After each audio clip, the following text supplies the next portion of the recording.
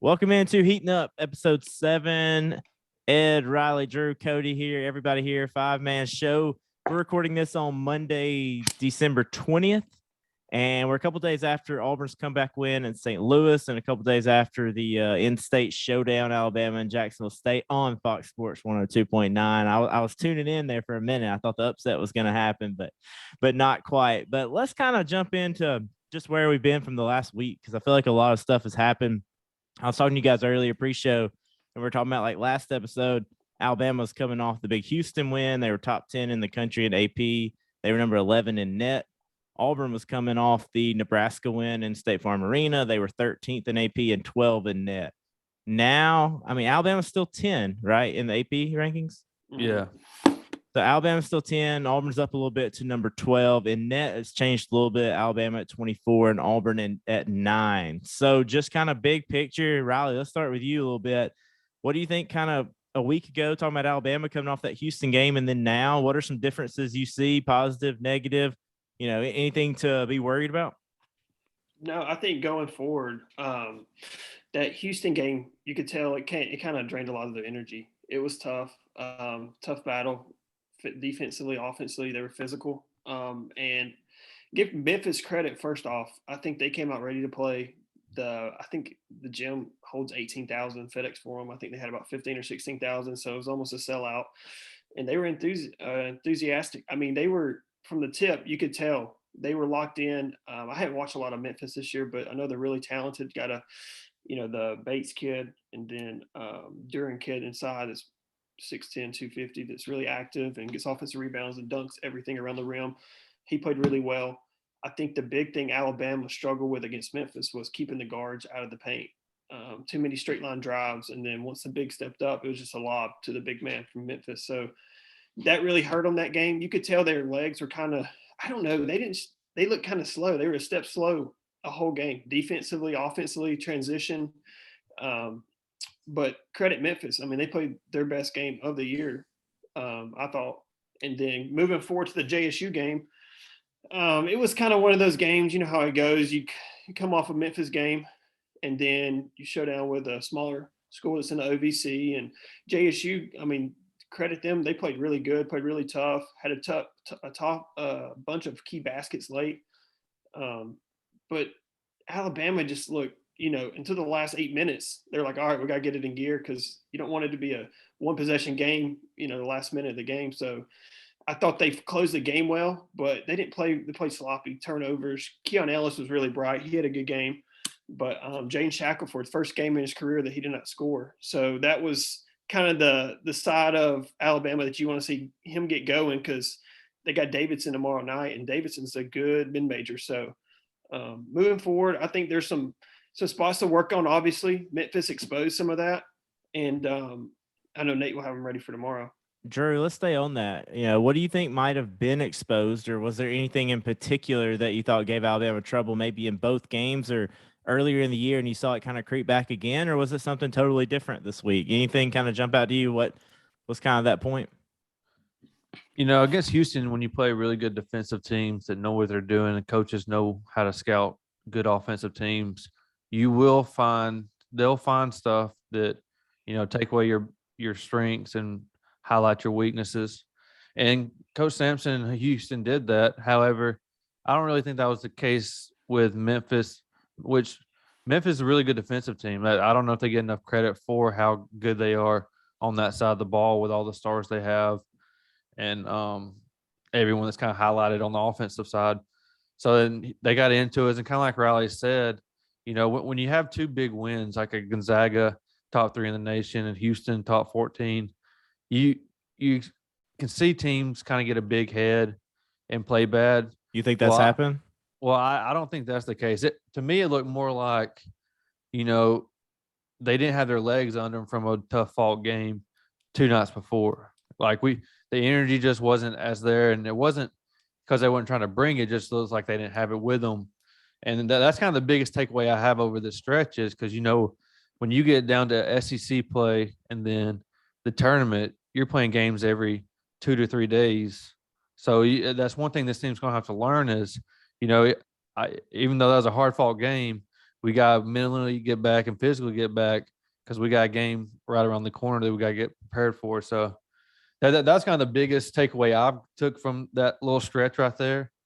Obviously, you want to see a better game against a JSU in-state smaller school team, but you're going to have those lulls in the non-conference, and they did what they needed to do to get the win, and now it's time to move forward to Davidson and hopefully get back on track before SEC starts next week. Yeah, that was kind of my big picture takeaway talking about from a week ago to now is, and it's early, and I definitely think it could change. And I probably wasn't watching Alabama as closely this early last year, so this might have evolved. But to me, last year, Alabama was able to force their pace of play on teams better than they're doing it right now. Like, I feel like Houston kind of controlled pace of play.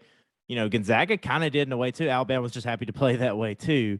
And I thought JSU did a good job in the first half of kind of controlling the pace of play a little bit. And obviously, that was their game plan, and they did a pretty good job. They spread it out to a bunch of different guards. I was talking to my guy who does the ESPN Plus for JSU down at Fox Sports Radio, and he was saying he really thought that game kind of went according to plan for a long time for JSU, that For they're sure. best when they control the pace. They're best when they get a lot of guys involved, and that was kind of doing it for them too. They weren't relying on one player. I mean, obviously they were trying to stop Shackford, and that was kind of the head of it right there, but just kind of wore down at the end. But my big picture takeaway last week to this week is I'm a little concerned about Alabama being able to control the pace of play. Like, even when they were playing a team like Auburn last year, man, they just took Auburn out of everything they did, and then they ran it down their throats on the other end. And I don't feel like they've been able to do that. Cody or Ed, have y'all seen any of what I'm talking about there? I think definitely. I think last year, I think also Alabama was more versatile. I mean, when you went with Herb Jones at the 5 or even at the 4, I mean, what they were able to do, not just defensively, but offensively, was just such more. It gave other teams more trouble. Bidiaco, as great as he is, and Juwan Gary, as great as they are, they just don't bring that same skill set that you're able to play on both ends of the court. So they're a little bit more limited, but obviously they have arguably the best guards in the nation. So I think they just got to find their groove where they're being able to get stops defensively that turns into transition offense, because that's when Alabama's at their best for sure. Okay. Yeah, it kind of feeds in what you were saying, Cody, about not as many ways to play in a way.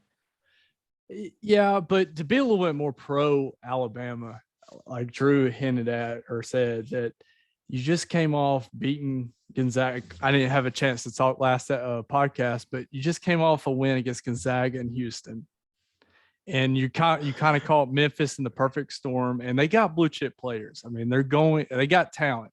If you get you motivated, talented team, that's kind of what you get. You could see where somebody like a Duran and DeAndre Williams kind of maybe exposed a thinner Bama front line if you want to dig a little bit deeper into it, but I think you play that game 10 times, you don't get the same result. And I think they didn't get a good Bama that night. So you think it's a schedule loss? You think Memphis being a more desperate team? That's kind of thing? That's kind of what I'm chalking it up as. But you should strop JSU after that. That's where I have some gripes against what Bama did. But yeah, and I've hinted at it before in a couple previous pods. They really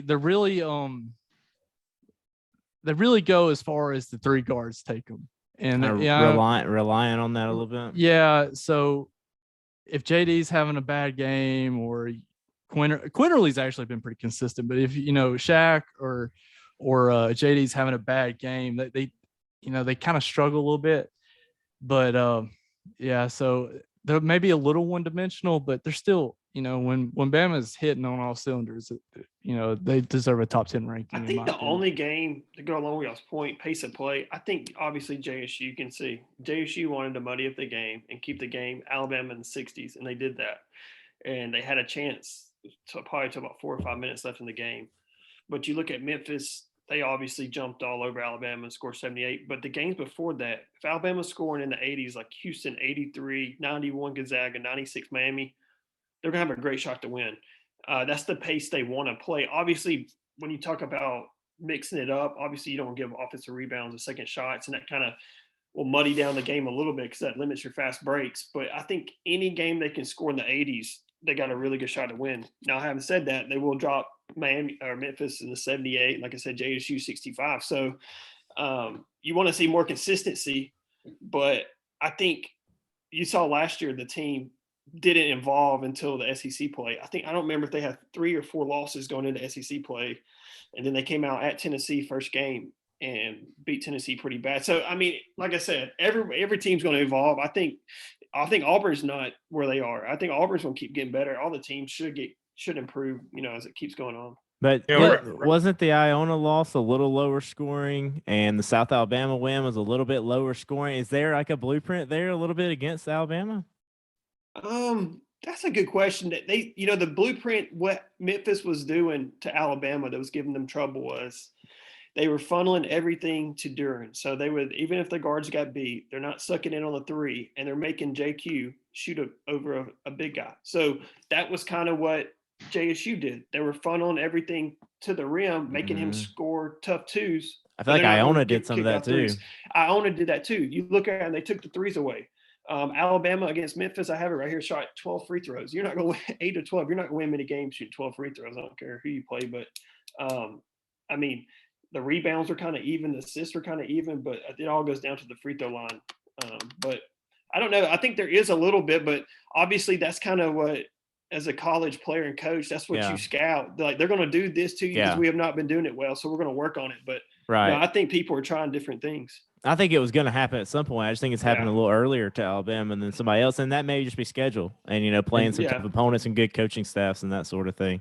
I was about to say, I feel like that's kind of why you schedule these kind of games because Bama, they reside on 2 things: that's shooting threes and getting to the rim. They're not going to have much mid-range game there, and you've seen a lot of teams run them off the 3-point line, which requires you to go to the rim and score.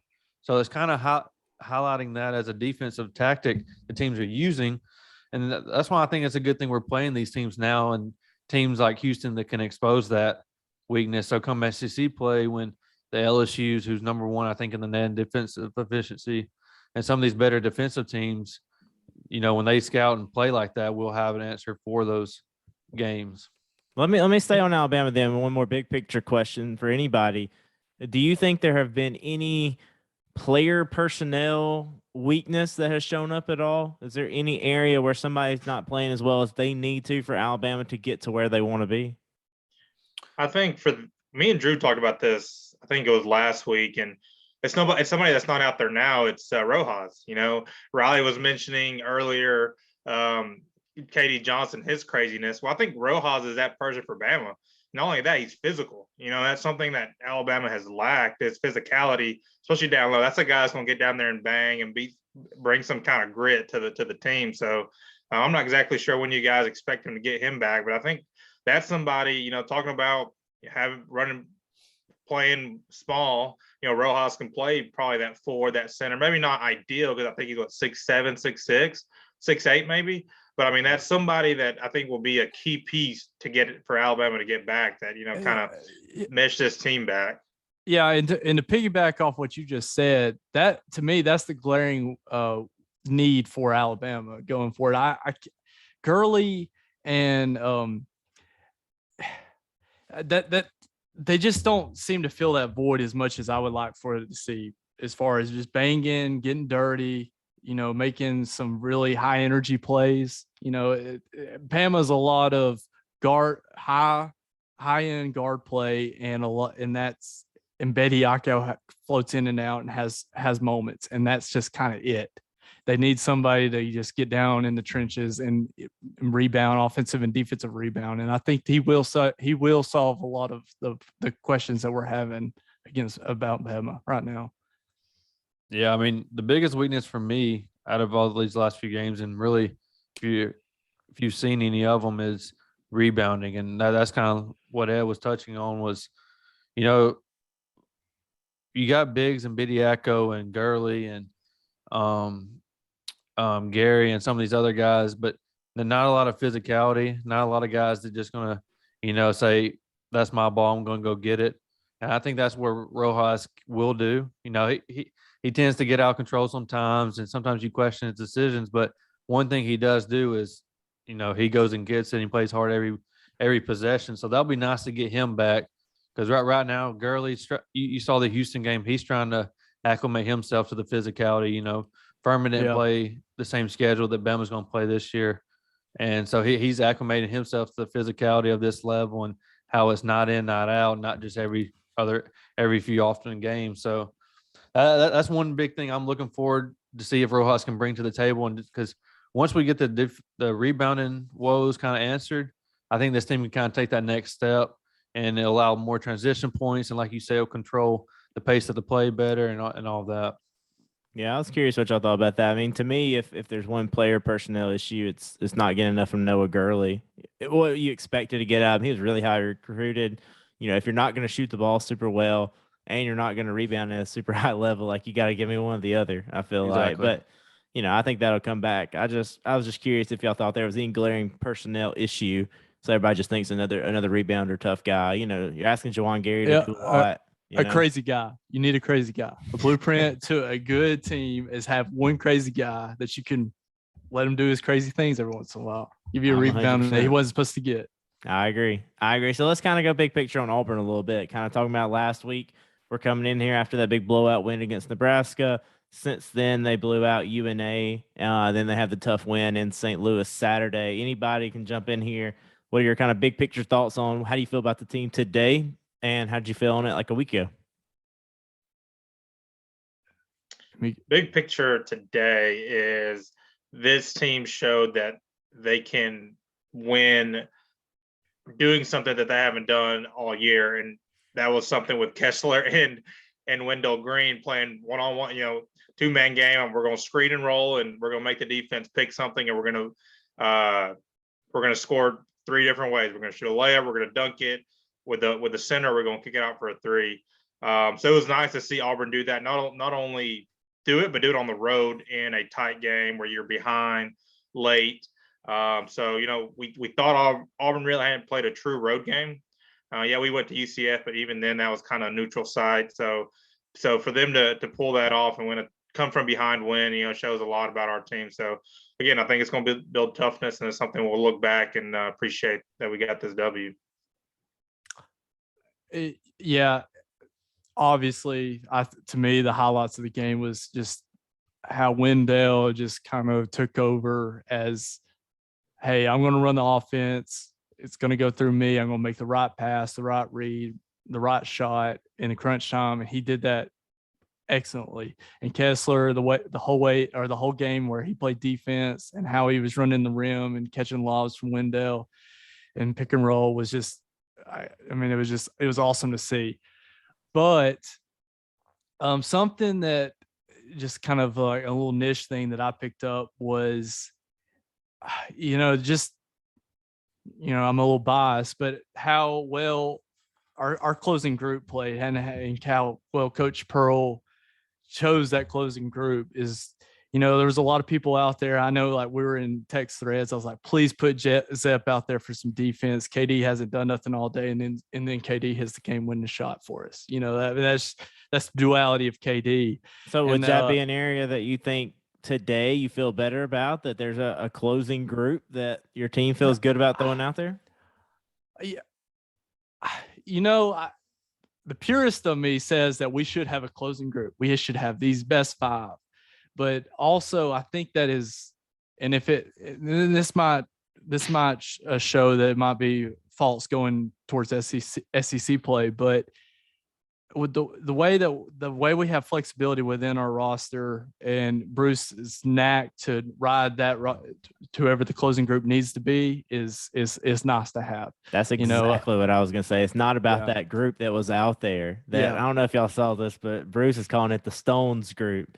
Yeah, those are the guys who had the stones to hang in there and come back in that game and win. But I completely agree with you. It's not about that specific five. It's about having the versatility to find the five, and then a coaching staff that will ride that out and leave Leor Berman in the game the last 7 minutes.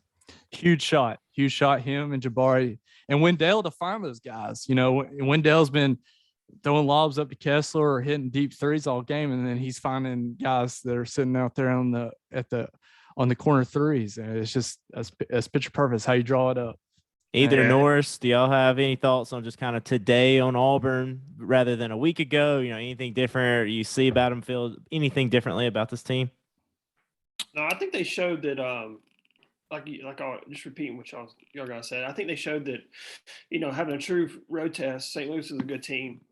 Is that something you can look back on and draw from No, later yeah. in the year, or do you just have the confidence already and you don't have to have seen that before? No, I think it's good anytime you go on the road. I tell people that's, wonder, I was like, the hardest thing to do in college basketball is win on the road. I don't care if you play in who you're playing. On the road is the hardest. I mean, they showed that environment was they were excited. I don't know if it's 10 or 12,000, but I mean, they were packed out. Students were there. It was loud, and Auburn had everything going against them in the second half, late in the second half. And they just hung in there, got stops when they needed to. They tired. I'll tell you the big thing. They tired out the point guard. Mm-hmm. The point guard I had a note on that. So Yeah. the point guard, I noticed, he was dominating the second half, the first 10 minutes. I mean, no one could keep him out of the lane. He was hitting a three. He was passing, and he was getting steals. And you watched him in the last 8 minutes. I don't even know if he wanted the ball. Like, he was just so tired. He was turning the ball over. He wasn't making his free throws. And I'm thinking, this is time for Auburn's got to make a run. Because, I mean, he is not coming out of the game. So they don't have a point guard that's going to come in and give them something. So I think that they kind of, fed off that. And then, like I said, the middle pick and roll was working. So why change it up? You saw a couple of times they'd help on the weak side. They find Jabari in the corner for a three. So Wendell did a good job of making, those great passes. But I think the biggest thing for Auburn is, I mean, they get out rebounded 46-27. You don't win a lot of games you don't win probably any games on the road if you get out rebounded by -19. So I think for them to stick in there and battle through it was some touch fouls and stuff like that. I think it was a great momentum booster going into Murray State this week. The point guard's Yuri Collins, and he was the best player on the court for about 80% of that game. He played 38 minutes. His first 33 awesome. minutes. Yeah, I think so. Awesome. Let's jump into that a little bit, that offense and how Auburn was running the same thing over and over and over. And, one thing that jumped out to me was the reason why it was working is what Riley was saying, is that Yuri Collins got tired. And Wendell Green was getting to start that offense wherever he wanted to start it, whichever side. If he wanted to be in the middle, if he wanted to change sides, he was getting wherever. Where 5 minutes before that, this dude was hounding Wendell and taking the ball from him and stuff. Somebody walk me through some of that offense and what'd you see on that and why was it working and why they keep going to it? I think the one reason it worked was you saw when Yuri Collins was fighting over those screens, making it tough. He couldn't get to the spot he wanted, talking about Wendell. He couldn't get to the spot he wanted. So he was creating havoc. That's what you had to do. So I think it was a good, Auburn's like, we're going to keep running if it's working. So they just run off the ball screen. Yuri Collins was so tired, he couldn't fight back in front. So what does that mean? The big steps up. Mm-hmm. If you don't have backside help, it's a lob. If you do get backside help, you do the throw around pass, and you find Jabari in the corner. If they help off the strong side, you throw it right there. The Leo Berman hits a three. So, I mean, they did a good job of reading and reacting, but it was working, so there was no need to fix it. I think if you're St. Louis in that situation, you got to mix it up. The ball screen. You got to trap it. You got to make him get it out of his hands and rotate so you can just scramble, because they're just, I mean, Kessler was just doing the middle pick and roll, catching lob, dunk, going to the free throw line, making his free throws. So they just kept doing the same thing. And just, I know they would try to go zone late too. And they had two guys running. Jabari left Kessler wide open in the middle. So Auburn did a good job of hanging in there and exposing, the weaknesses. But ultimately, that was kind of the pick and roll game and what broke down with it. But I also think, credit, we did wear Collins down. But I think you got to credit too. Like, Wendell just ran that pick and roll to perfection. He comes down one play and, drives it hard. The guy helps from the corner. Jabari hits a three, boom, that sets it up. So now that guy doesn't want to help. Next play down, he comes down. The guard, the big guy, steps up too high, lob to Kessler, dunk. The next play comes down and comes off, and he has Collins on his back, and the big guy doesn't want to help, and Wendell hits a layup. So, you scored it all three different options in a pick and roll. So then just the rest of the night, it had everybody guessing, trying to figure out what's the right read, and Wendell just did perfect job dissecting that. That's So 5-on-0 stuff right there. Get through every option, you know.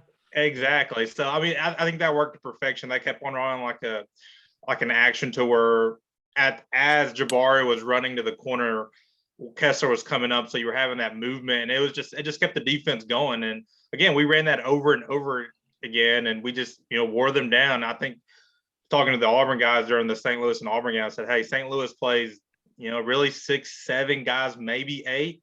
So we're going to wear these guys down, and we did, and it showed, especially with Collins. So it was big. Very early on, Alex asked, what's the big picture? Another thing is coming to this week, we had kind of 2 question marks. How's our point guard going to be? And is Kessler, is he going to evolve and be better? And I think this game, both of those guys really stepped up to the plate. And, Wendell finished with 15 coming off the bench, and Kessler with a huge game. He finished with 19. Yeah, 19 and 4 blocks, 9 rebounds. So, one thing to think about as we're going forward too is with Kessler going to block so many and contest so many shots, I think that's where we give up so much of those offensive rebounds to the other team. So that's where getting somebody like Flanagan back, and obviously Jabari is going to be out there rebounding as well, but it'll help with that piece as well. Yeah, there's one more little thing I really liked on that ball screen set that they did a couple times. Is I think they call it a ghost screen, where Kessler's like coming up and he doesn't actually set the screen and he's coming out quickly. So then that big guy can't even he doesn't know what to do because he's not actually in the play and he wasn't athletic enough to make that read. Like that was really difficult, and you didn't know if he was going to do it, or if he was really going to set the screen. Like I just thought that was really good. And of course it helps having Jabari Smith in the corner right there. And even the guy guarding Jabari was only like 6'6". And so even if he stayed down, they could throw it up and Kessler could dunk on him, like that was just, that's hard to beat. And then KD Johnson was the guy coming up out of the slot on the other side, and they didn't want to leave him either. Let's jump into him for a minute. He was having an awful game. I think he was 2 of 9. He had 9 points. Let's see. He had played 29 minutes. He was 2 of 9. This dude's got the stones, as Bruce says, to take the last shot. Bruce is trying to tell him to get Wendell the ball back after that ball screen didn't work. And he's like, looks at him and he's like, no, and he just takes it to the hole, fade away off the glass bank. Somebody talked to me about how important it is to have somebody who's got the guts like that. It might hurt you every now and then, but I think I take that guy on my team every day. I feel like it's kind of like the Rojas with Bama. Everyone needs that guy. When you look at them, they got that crazy look in their eye, and you're just like, all right, he's good. You just let him do. Pull him out for a breather or settle him down, then put him back in and let him go make a play. And KD's got that, man. You look in his eye, and I'm sure Bruce got that same reaction. Said, no, okay, yeah, it's your show. You go do it, man. You go make a play. And when you got a guy who's athletically and offensively talented, they're going to make plays eventually for you. Like you said, he was slow all game, didn't really produce much, but you knew that play was eventually going to happen, and those are the kind of guys you want making plays for you. Now, if it was, I know it was a close game, but, if you were down and you needed a bucket, you may not need that guy to be that guy when Wendell's having a good game and you got Jabari Smith and some of them. But, you still got to give him a pat on the back for having the stones to take that shot, and it worked out best for Auburn. Yeah, I agree. I think you got to have that guy because, they ran an offensive set, and it was the same play. And I think Wendell, he had the guy on his hip, and it was like he didn't want to go shoot that. I don't know if y'all saw that. You have to run it back and watch it again. But I feel like he had the guy on his hip right there to go ahead and make that little runner, and he wanted to be perfect. He didn't want to make that last shot and miss it and not be a right play. So I just thought it was funny that instead of setting something up, KD just kind of shook it off and said he's going to the hole. It was a tough shot, too. It was like a fadeaway jump shot layup that he hit. Although Kessler and Jabari were right there. I think they had been fighting for that rebound pretty hard. Yeah, no, KD Johnson, it's great to have a guy like that. You think back to the UConn game where he, getting that tough bucket time and time again, and then just the energy that he brings is just nuts. Well, let's be honest. I mean, he was the reason why we were in that UConn game. I mean, he was just making plays out of nothing. And, that's vintage Bruce Pearl. That's how I kind of remember him, back when he was coaching at Tennessee, just guys that were just relentless on defense. And that's kind of what KD brings to you. even though he's what they say, a 90-10 guy. You take his 90%, but that 10% you just shake your head at. You know, I mean, that is Katie Johnson to a and T. I said this earlier. It's like I was texting you guys like, man, we got to put Zep in for defense. We got to close out with Wendell and Zep. We got to close out with Wendell and Zep. KD doesn't have it tonight, and KD hits the game-winning shot. And it's like, that's why I'm not coaching D1 basketball. I want to go back one more thing, big picture on Auburn before we move on. Like I want to go back to what Ed said about a week ago, where we sure who the point guard was and who was going to close out games and stuff. We talked about it, I think, from episode 1, right? Maybe even back in the summer, we did some radio stuff. How important it is for a Bruce Pearl team to have a point guard that can run the show and come off that ball screen and make the decisions. And we still weren't really sure. And I mean, I think for a few games in a row now, it's Wendell Green. Like, I don't care if he starts or whatever. I mean, he's the guy. And I think everything just clicks so much better when we have somebody to do that. So I think that's the biggest takeaway from this week.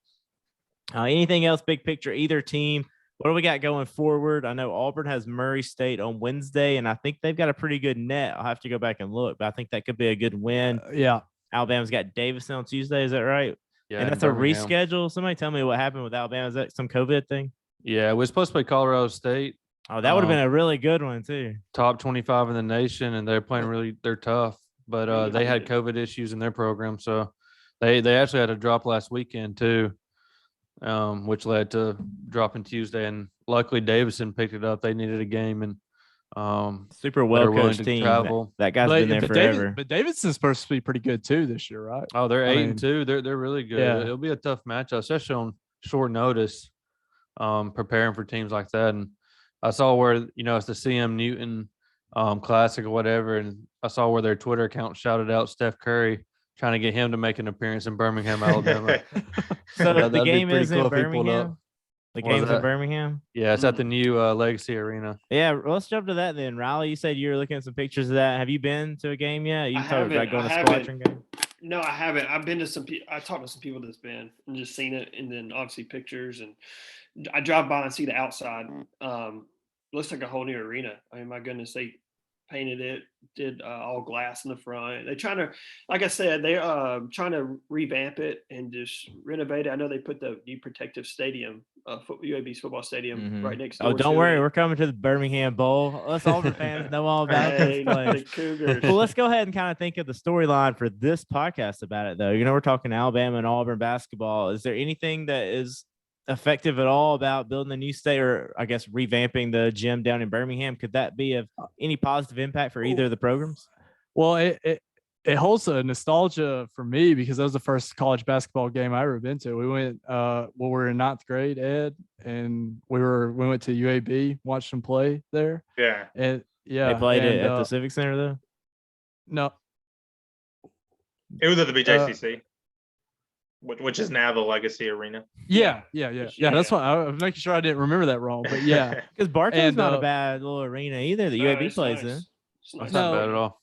no, yeah, and I'm just happy for him. Like Riley said, I was watching UAB and West Virginia play, and it just looks really good. And I'm excited for the state. Hopefully that brings in some, hopefully some March Madness games. Yeah, So somebody no, tell me man. about that, because I think I was in Birmingham the last time I was a kid that they hosted in Birmingham. It's been a long time ago. That's coming up again though, right? 2023, they host the first and second rounds of the men's Division I tournament, and then 2025 they'll host the women's first and second round. So it's an exciting time. I know that Alabama tries to play one neutral game there, neutral floor game, or so-called neutral. I know Gonzaga's coming to Birmingham next year around this time, so it's exciting to play there and get the fans excited. I know people in Birmingham love basketball, and they'll have the high school state tournament. They always host it there, so it's always awesome, a good event. But no, it's exciting. I know the Squadron's in town now, and like I said, they're just trying to renovate everything and make it first class in every way. So do y'all think the NCAA hosting there, is that something that could legitimately be an advantage where, I think that Absolutely. you have to be kind of a higher seed to get any kind of regional thing. But, the last two times Auburn's been, we've been to California and like Colorado or something crazy. I mean, I think that's an advantage, getting an opportunity to maybe play there in the first round. Oh, I yeah, do for too. sure. I think with your fans so close, I mean, my goodness, I think the NCAA looks at it from both travel perspective. Whatever you're ranked, obviously, is going to probably prioritize everything else. But then they're trying They to sell a don't- lot of tickets. they don't want look to at sell that. out. Sure. They want Dude, to they sell said- the tickets. They sent us to freaking San Diego the last time. What do you mean they look at the region? But I'm saying when you're like the 5 seed or whatever If you're seed the you were, fourth seed, then yeah, you're gonna get the yeah, whatever's you ain't gonna left. get the pick. If you're first or second seed, you may get a little bit better drawing. No, this legacy arena, I think it's awesome. I think we're doing this podcast because of what Alabama and Auburn have done in the basketball scene here in the past few years. We probably don't get the squadron if we don't commit to renovating and putting all that money into Legacy Arena. And just having the G League. I mean, you got Jared Harper and John Petty, some well-known names in both programs. So that that just builds the basketball, the sport of basketball in the state of Alabama, and then getting those tournament games here in the next couple of years. So I think it's only going to build up from there, and hopefully we can steal a few host sites from Atlanta and Nashville and start hosting some other stuff here in Birmingham. That'd be awesome. Hey, Yeah, the and- World Games will be here this summer. I know there's like jiu-jitsu and all kinds of crazy stuff. Real talk, living up here in Huntsville now, but Birmingham's got a bunch of good places to eat, man. Oh Good my places to eat. goodness. It's probably why Eating I'm Favorite doing so part much about living weight. there.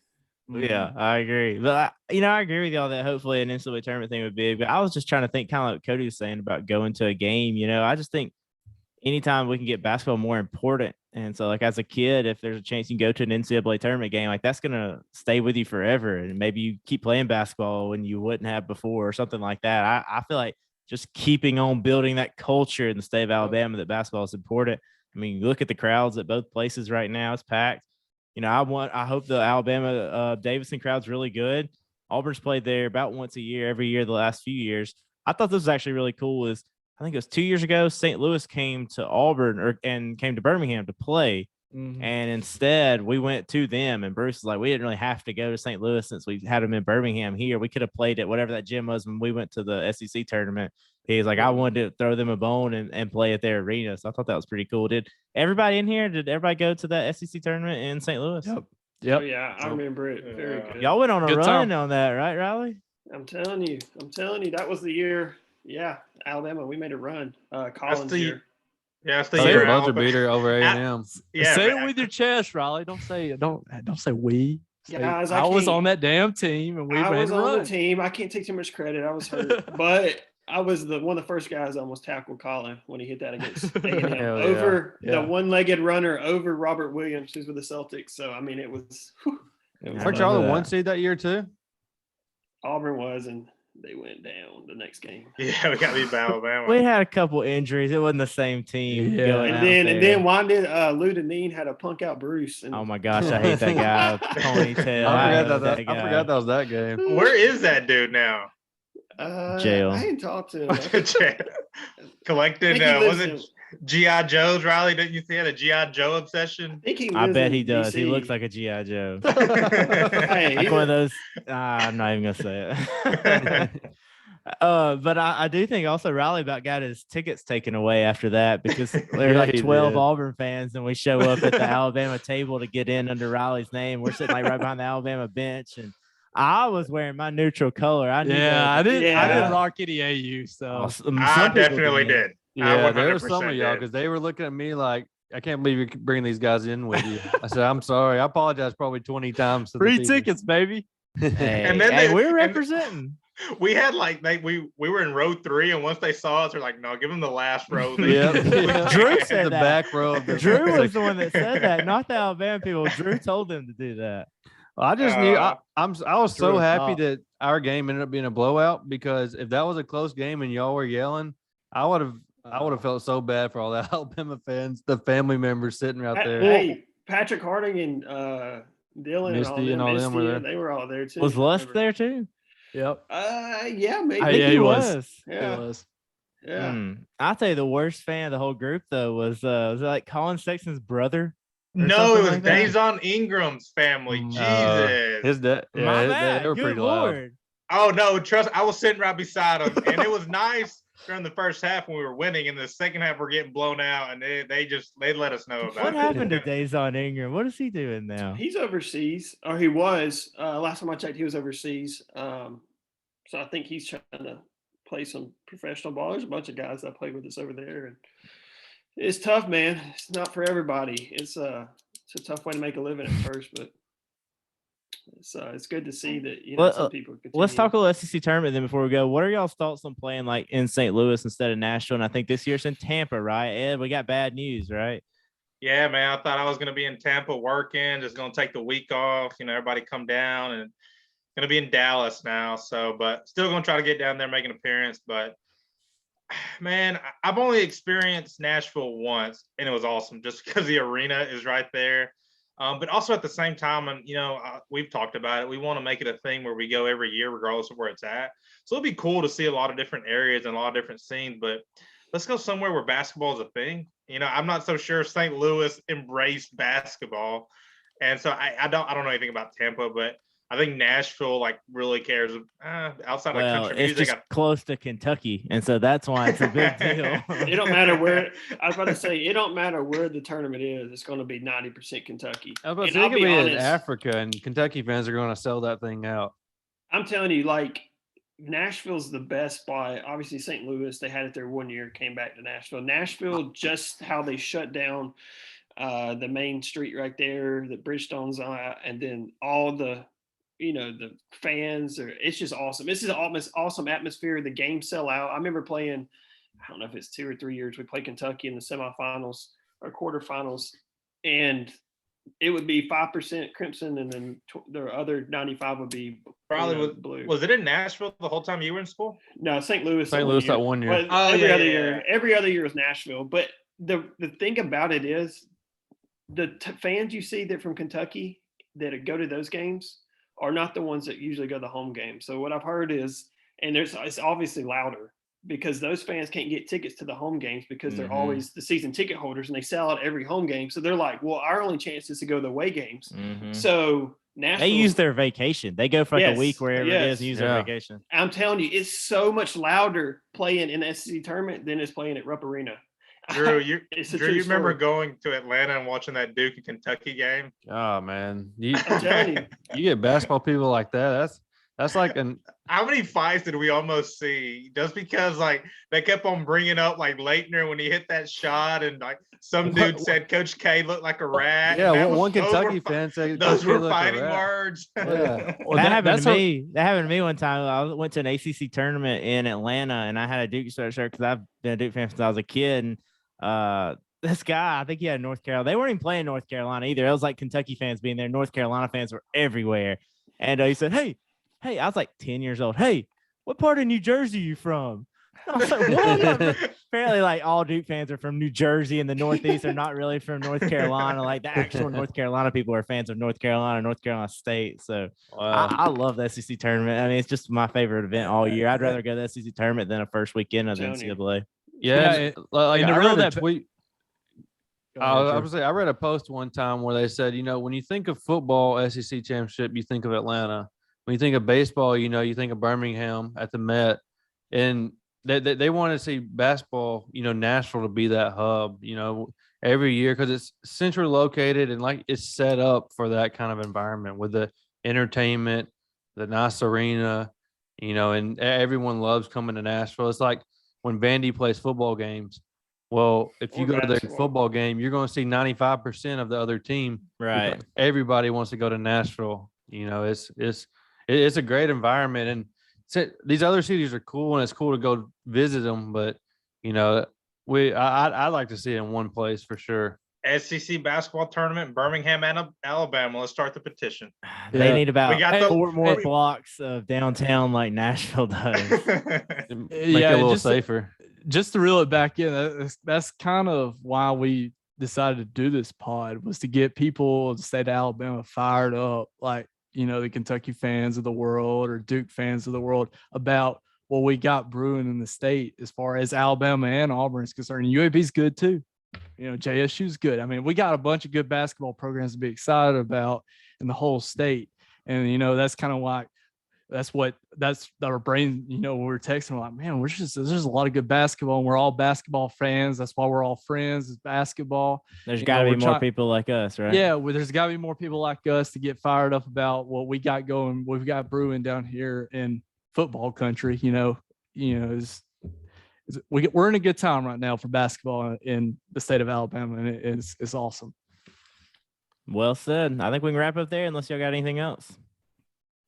Good. All right. Well, we got a couple games before Christmas. We probably won't get on again before Christmas, but I think right after that, we've got SEC play starting. So we'll jump up here and really try to dig into Tennessee and LSU a little bit if people are interested in that. Because outside of, maybe 4 of the top 5, if you put Kentucky in there, could you like legitimately say right now, Auburn, Alabama, LSU, Tennessee, and Kentucky would be the top 5 in the conference? Yeah, you can make an argument. I mean, Florida will be up there, Probably and right out there. But yeah, I think Arkansas and Ole Miss have spurts of good, but Yeah, if Well, Arkansas can get question their marks, stuff together. I think definitely. Well, we'll wrap it up there then. That'll be a fun one to get back to in 7 or 10 days or so. Thanks for joining us here on Heating Up. We'll be back soon.